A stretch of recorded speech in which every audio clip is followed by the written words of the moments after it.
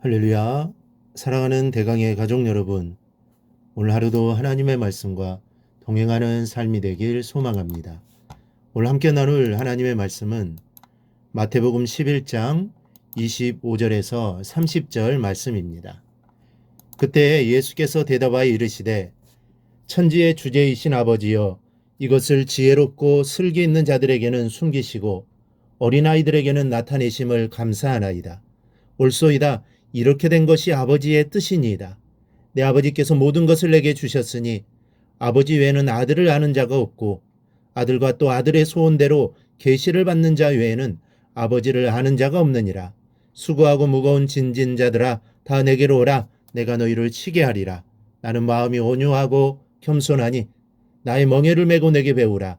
그리하면 너희 마음이 쉼을 얻으리니 이는 내 멍에는 쉽고 내 집은 가벼움이라 하시니라. 아멘.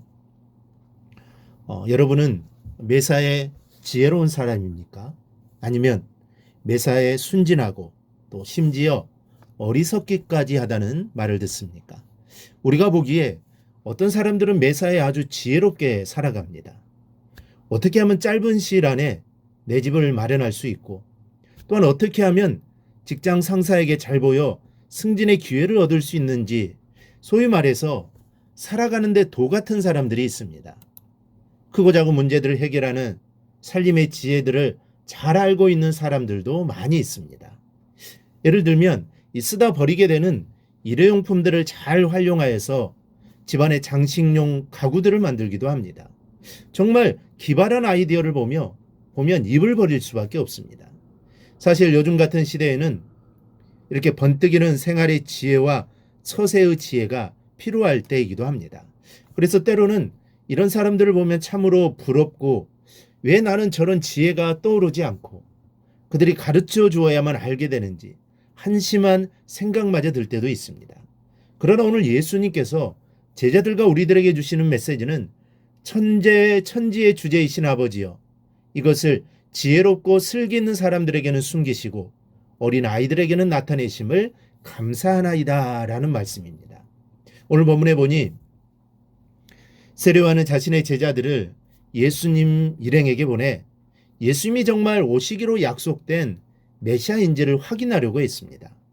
그때 예수님께서는 답답한 마음으로 세례요한의 제자들과 당신의 제자들에게 말씀하셨는데, 요약하면 너희들은 나의 행하는 이적과 전하는 말씀을 보고 듣고도 내가 누구인지를 아직도 모르느냐라는 한탄의 말씀이셨습니다.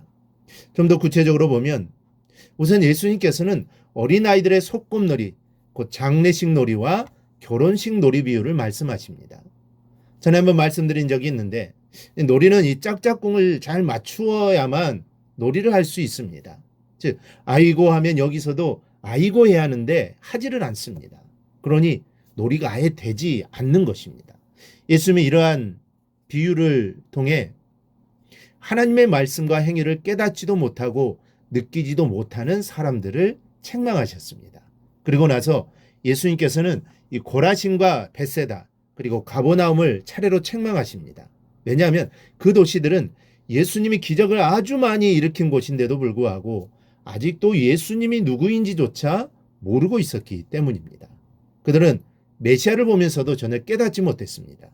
오직하면 예수님께서 두로와 시돈 같은 이방의 도시들이나 이 타라가에 멸망한 소돔성에서 고라신과 벳세다 그리고 가버나움에서 행한 이런 기적을 행했다면 그들은 분명히 회개했을 것이고 결코 멸망당하지 않았을 것이라고까지 말씀을 하셨습니다. 그만큼 놀라운 기적을 행하셨다는 것인데, 그런데도 그들은 예수님이 누구시며 어떤 분이신지를 전혀 모르고 있었습니다.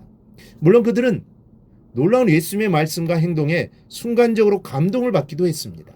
그리고 기회 있을 때마다 예수님을 따라다니기도 했습니다. 하지만 그들은 예수님이 정작 어떤 분이신지는 알아보지 못했던 것입니다. 우리도 수많은 말씀을 들었습니다. 아마 오늘 예수님 말씀하신 지역보다 더 많이 들었을 겁니다. 그렇다면 여러분들은 어떤 사람입니까? 지혜로운 사람들입니까? 말씀을 깨닫는 지혜로운 자입니까? 세상을 살아가는 데 있어서 지혜는 무엇보다도 필요한 것입니다. 그러나 우리에게는 그 지혜도 중요하지만 그보다 더욱 중요한 것이 있습니다. 그것이 무엇입니까? 예수님의 말씀 앞에서 아이들처럼 순진해야 한다는 사실입니다. 그럼 이 순진하다는 것은 무엇을 의미합니까? 즉 25절에 나타난 지혜롭고 슬기는 자들과는 반대되는 사람들로서 두 마음을 품지 않고 탐욕이 없으며 신실하고 겸손한 사람, 그리고 어린아이들이 늘 부모를 의지해야만 살 수 있듯이 하나님을 의지하고 하나님만을 바라보는 사람들을 의미합니다. 따라서 천국의 진리를 어린아이에게 나타내신다는 예수님의 말씀은 우리가 하나님을 바라보고 하나님을 향한 겸손이 있을 때만 우리가 영적인 지식을 얻어 천국에 이르게 된다는 말씀입니다. 그렇다면 여러분은 어떤 사람입니까? 혹시 너무나 지혜롭게 예수를 믿는 것은 아닙니까? 우리는 하나님 앞에서 어린아이처럼 순진하게 그분의 말씀을 들어야 합니다. 그래서 성경이 하라 하면 할 수 있어야 합니다. 생각하고 계산하고 따진다면 아무것도 할 수 없습니다. 설령 예수님께서 지금 우리에게 오셔서 말씀하신다 해도 가버나움 사람들과 다르지 않을 것입니다. 그러므로 우리는 어린아이와 같은 심령으로 살아야 합니다. 그러므로 여러분은 하나님에게 항상 어린아이와 같은 사람들이 되시기를 바랍니다. 하나님 앞에서 죄인이며 창조주 앞에서 유한한 피조물일 뿐인 나 자신을 발견하고 스스로 겸비하시기 바랍니다. 하나님께서는 오늘도 교만한 자를 물리치시고 겸손한 자에게 천국을 허락하시는 은혜를 주실 것입니다. 여러분, 오늘 하루 하나님의 말씀 어린아이처럼 가슴에 새기고 그것으로 세상을 살아가기를 바랍니다.